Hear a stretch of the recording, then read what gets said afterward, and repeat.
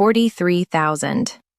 That's how many semiconductor engineers Chinese universities graduated in 2023 alone, across 14 institutions that, a decade ago, weren't on a single Western recruiter's radar. MIT graduated around 80 chip track engineers that same year. Stanford, roughly 120. Caltech, fewer than 60. Add them together, add a few more programs for generosity, and you're still looking at a number that doesn't clear 400. I want you to sit with that gap for a moment. Not because it's shocking, it should be, but because of how quietly it happened. No announcement, no pivot, no declared industrial strategy that made the front page of the Financial Times. Just 14 universities, a curriculum overhaul that began around 2018, and a government that decided the question of who builds the world's chips was too important to leave to the market.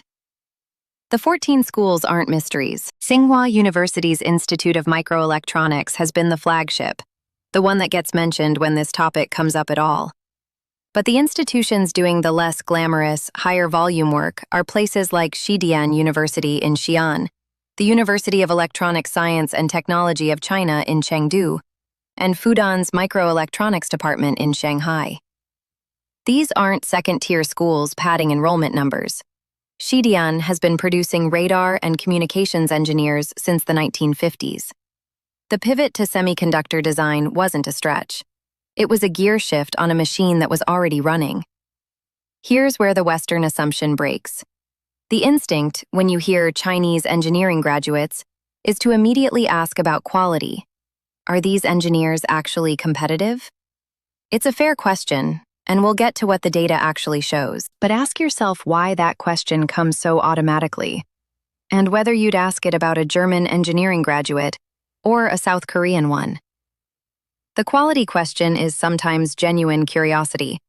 Sometimes it's a comfort mechanism, a way of making a large number feel smaller than it is. What's not in question is the infrastructure decision that created these numbers.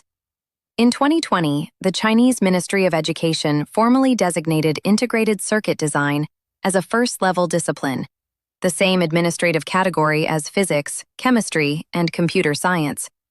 That sounds bureaucratic. It isn't.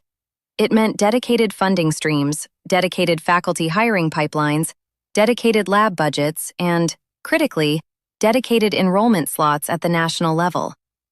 16 universities were initially approved for standalone microelectronics schools. 14 have reached meaningful output scale.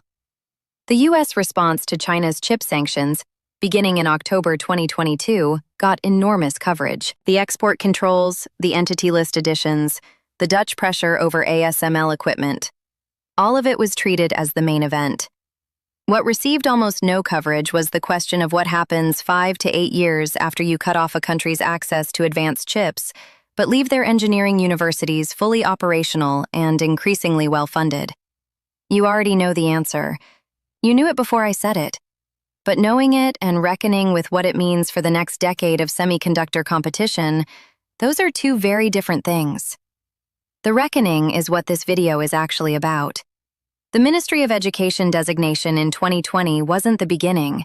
It was the formalization of something that had been building since 2015, when China's State Council released Made in China 2025, a document that named semiconductors as the single most critical dependency the country needed to eliminate. Most Western analysts read that document as industrial policy. A few read it as a threat.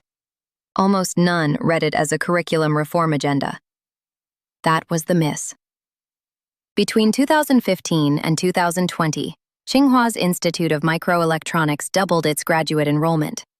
Fudan restructured its electrical engineering tracks to weight semiconductor process engineering more heavily than communications, a quiet but significant reallocation of academic focus. Xidian began signing cooperative agreements with domestic chip design houses, companies like HiSilicon, Unisoc, and SMIC, creating what are essentially embedded apprenticeship pipelines inside degree programs. The students aren't just studying chip design in the abstract. They're working on real process nodes with real fabrication constraints for companies that will hire them before graduation. That last part matters more than the enrollment numbers. MIT's strength has never just been volume. It's been the depth of connection between its research labs and the industry around it. The argument that Chinese programs can't replicate that ecosystem was reasonable in 2012.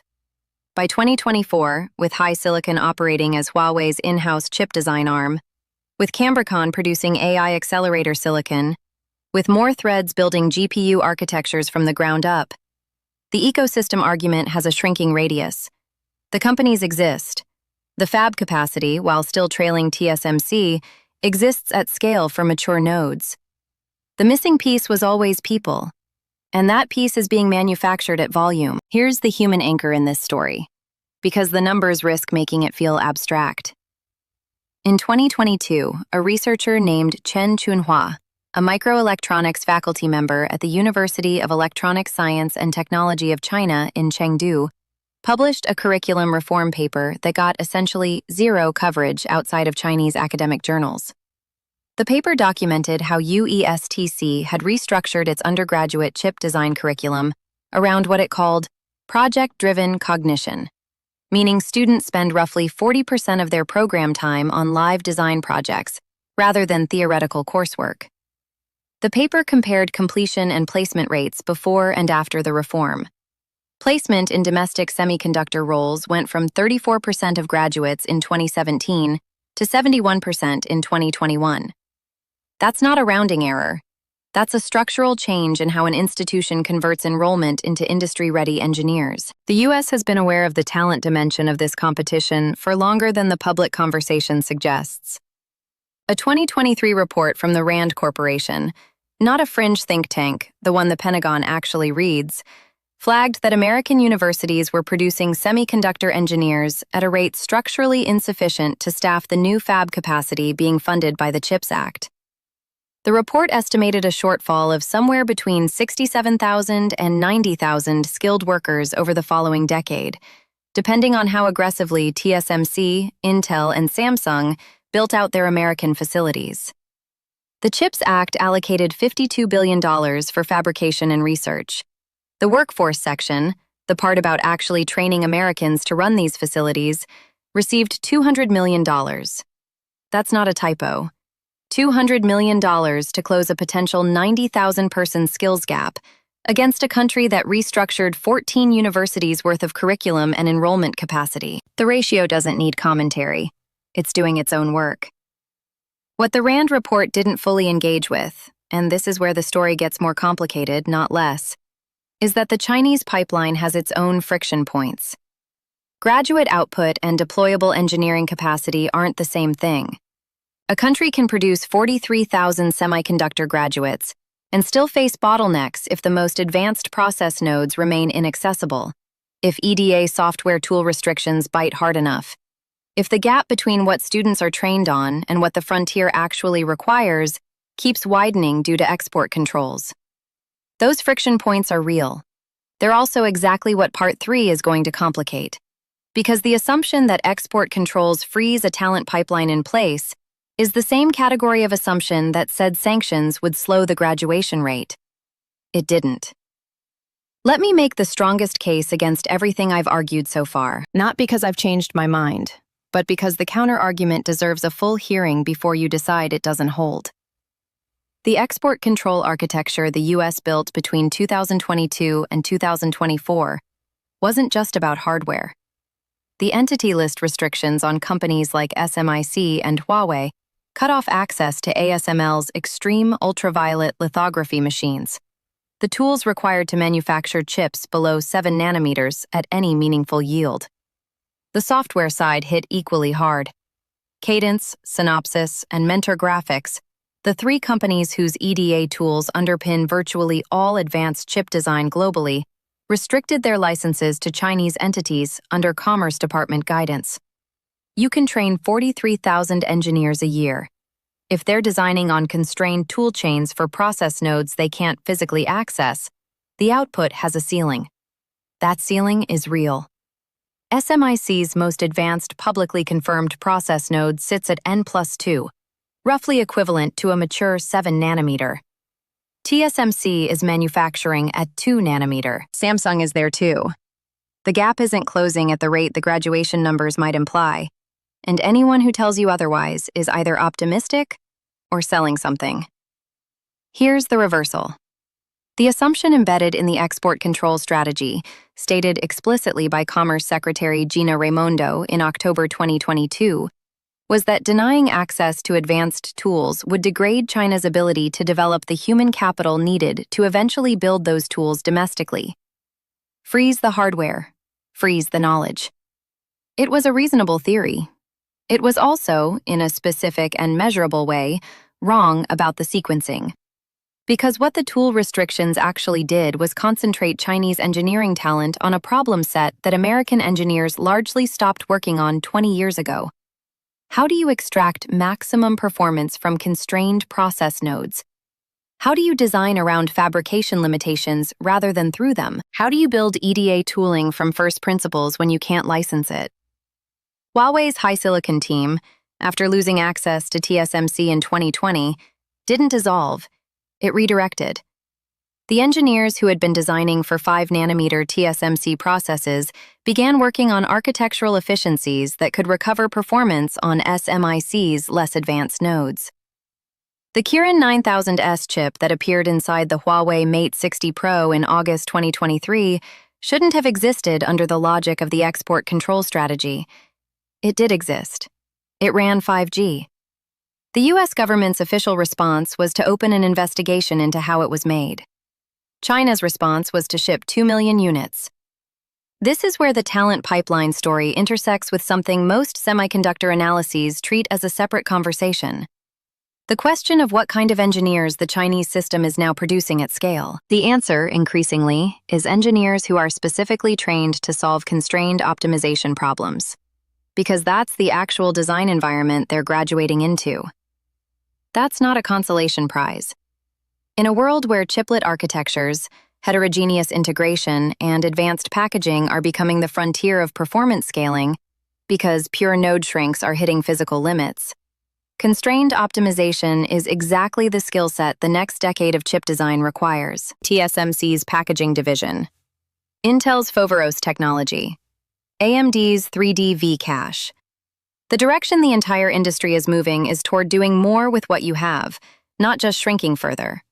The Chinese engineers being trained right now, on constrained tool chains, on mature nodes, on architectural workarounds, they are, inadvertently, being trained for the industry's actual future. I want to be precise about what I'm not claiming. I'm not claiming China will match TSMC's leading-edge process capability in 5 years. The lithography gap is structural and genuinely hard to close without EUV access. I'm not claiming American universities are producing inferior engineers. The per capita research output from MIT and Stanford's chip programs remains extraordinary. What I'm saying is that the strategic logic of cut off the tools, cut off the talent, assumed a static relationship between tooling and learning. That relationship is not static. It never was. The 14 universities aren't just filling seats. They're producing engineers shaped by constraint. And constraint, historically, has a way of producing things that comfort never would have. There's a number I mentioned in the opening and didn't finish with. 43,000 graduates in 2023. I want to return to it now with the context that didn't exist at the start of this video. That number isn't a threat in the way most analysts frame it, as a volume problem, a headcount competition, a race America is losing on a spreadsheet. The more uncomfortable reading is structural. 43,000 engineers, trained on constrained tool chains, graduating into an industry ecosystem that didn't exist in China 15 years ago and now employs over 500,000 people, is not a pipeline. It's a compounding function. Every cohort trains the next one. Every company that hires from Shidian or UESTC builds internal knowledge that feeds back into the curriculum. The feedback loop is now closed in a way it wasn't in 2018, and closed feedback loops in engineering education don't reverse easily. The CHIPS Act story is worth ending on, not as a villain, but as a mirror. The legislation was real, the investment was real, and the intent was serious. But there's a particular kind of policy failure that happens when a country treats a workforce problem as an infrastructure problem. You can build the most advanced semiconductor fab in human history in Phoenix, Arizona, and TSMC is doing something close to that, and still face the question of who runs it at full capacity on day one. TSMC's Arizona facility has faced repeated delays, some technical, some supply chain, and some, reported directly by TSMC's own executives, attributable to workforce readiness. The engineers exist in Taiwan. The training pipeline to produce them in America at scale does not yet exist in the same way. That gap doesn't close with ribbon-cutting ceremonies. Here is my opinion, plainly. The West has spent 3 years treating this as a hardware competition, and approximately 8 months treating it as a talent competition. The sequencing is backward. Fabs without engineers are expensive buildings. Engineers without fabs find ways to be productive anyway. The Mate 60 Pro established that with some clarity. My doubt, stated honestly, I don't know how much of the Chinese graduate output number represents engineers who will work on the frontier problems versus engineers who will fill mid-tier design and verification roles that matter but don't move the needle on advanced node development. Graduation figures are blunt instruments. The quality distribution inside that 43,000 is something I can't fully see from the outside, and anyone who tells you they can is reading tea leaves with confidence they haven't earned. My prediction, and I'll stake something on it, by 2030, at least 2 Chinese chip design companies that don't currently exist will be producing silicon that competes directly with Qualcomm's mid-range Snapdragon lineup. Not at the bleeding edge, but in the enormous market segment just below it. They will be staffed almost entirely by graduates from the 14 universities in this video's title. The executives running those companies are currently finishing their PhDs at Tsinghua and Fudan. This is not speculation. It's arithmetic. The export controls will slow this. They will not stop it. Slowing and stopping are different outcomes with different policy implications, and Washington has not yet had that conversation publicly with the honesty it requires. What you do with that depends on who you are. If you're in policy, the workforce investment math needs to be revisited urgently. Not the $200 million figure, the whole framework. If you're in the industry, the talent competition for the engineers coming out of these 14 programs is already beginning. And the companies that figure out how to access that talent pool, through partnerships, joint ventures, or dual degree arrangements before the regulatory window closes further, will have an advantage that compounds. If you're just someone trying to understand why your next phone, your next car, your next medical device costs what it costs and comes from where it comes from, this is part of that answer. The 14 universities in this title weren't built to impress anyone. They were built to solve a problem. And the uncomfortable thing about institutions built to solve specific problems is that they tend to do exactly that. If this landed differently than you expected, that's the point. Share it with someone who still thinks this is just a hardware story. And if you want to go deeper on where the semiconductor competition actually goes from here, the next video is already mapped out.